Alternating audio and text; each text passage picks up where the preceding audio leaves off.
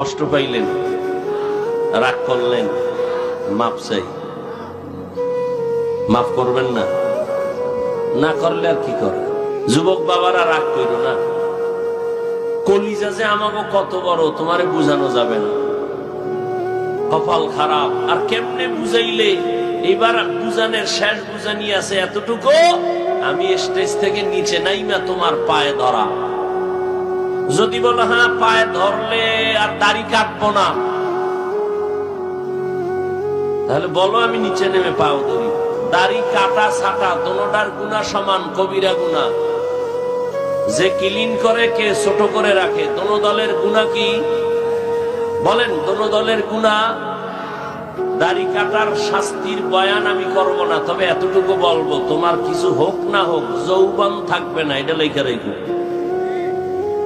তুমি ঠিক কইলেও ঠিক, এত এত হালকা মনে করো না যে গাঞ্জা খাইয়া ওয়াজ করতে বইছি, এত হালকা মনে করো না। আমি বলে দিলাম, তোমার চ্যালেঞ্জ থাকলে তুমি সামনে দাঁড়াও, দাড়ি কাটো আর ছাটো, পরকালের ভিডাভিডি যা আছে পরে। নগদ তোমার কপাল পোড়ার জন্য একটা শাস্তি শুরু, কি থাকবে না? এই দাড়ি কামানোর প্রবণতা যেদিন থেকে বাড়ছে, সেদিন থেকে হারবাল কোম্পানির ওপেন চ্যালেঞ্জও বেড়ে গেছে। ১৫০০ বছর আগে রাসূল বলে গেছেন, যাদের লজ্জা নাই ওদের ঈমান নাই। লা ঈমানা লিমান লা হায়া আলা। কোথায় গেছে লজ্জা? বালিশে মাথা লাগায় চিন্তা করিও। আল্লাহ সব ভাইকে হেদায়েত দান করেন।